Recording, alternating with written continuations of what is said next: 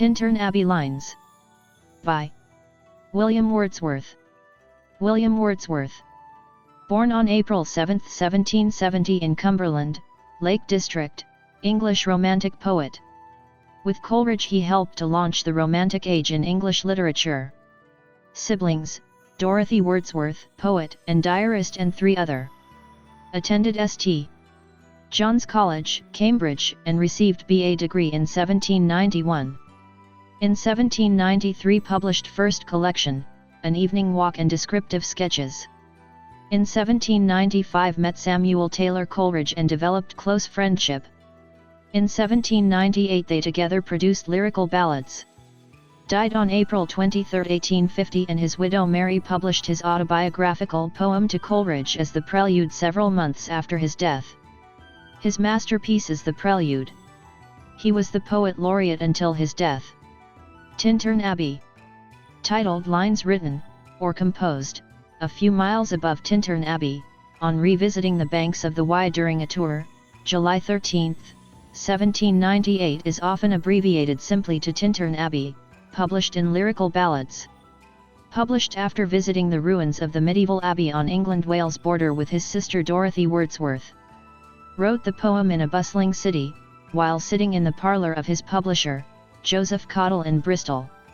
Wrote the poem almost 5 years after his previous visit to Wye in August, 1793. Poem is tightly structured with decasyllabic blank verse and comprises verse paragraphs rather than stanzas. Poem fits within the 18th century loco-descriptive genre. Summary. Poem opens with the declaration of the poet that 5 years, 5 winters and 5 summers, have passed since he last visited this location.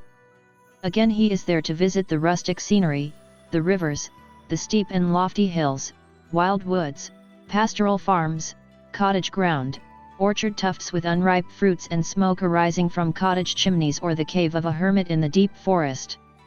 His memories of these beauteous forms were there in his mind when he was alone or in crowded towns.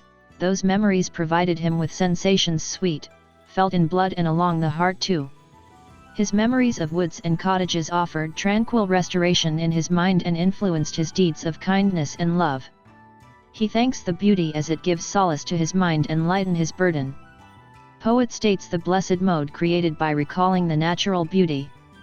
The beauteous forms of nature has almost stopped the blood moving in the veins and takes us to a state of meditation.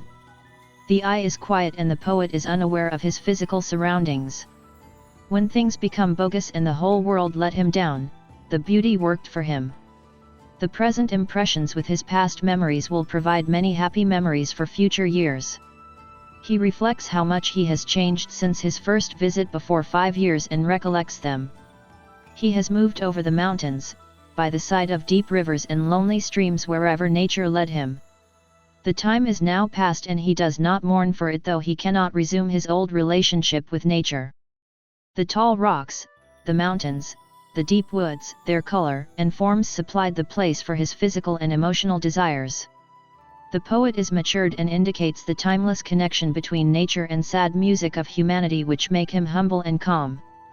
The poet feels some kind of presence within himself which disturbs him with the joy of elevated thoughts that dwells on the lights of setting sun, round ocean, living air, and the blue sky. He considers himself as a lover of nature. The nature makes his eyes and ears to create and perceive the purest thoughts which guards the heart and soul of his moral being. He says even if he is not taught like this he would not allow his natural sympathy and kindness to go waste, as he is in company of his dear sister, who is also his dear friend. His sister Dorothy reacts to nature in the same way he did. He offers a prayer to nature as he says, "Nature never did betray the heart that loved her. Nature will lead us from joy to joy, will keep our minds full of quietness and beauty, and prevents us from the harm of evil tongues, rash judgments, and the sneers of selfish men." The poet is confident that the nature will answer his prayers and blesses his sister, Dorothy, to enjoy the moonlight and pleasant breeze. He wants Dorothy to experience nature as the way he did, because when she is sad or fearful the memory will help to heal her. Even after the poet is dead, she can remember the love with which he worshipped nature. Even after many years of absence, beauty is more precious to him than they were before, both for its own sake and for her sake. The poem can be considered as a transcendental understanding of nature. For more videos, like, share, subscribe. Thank you.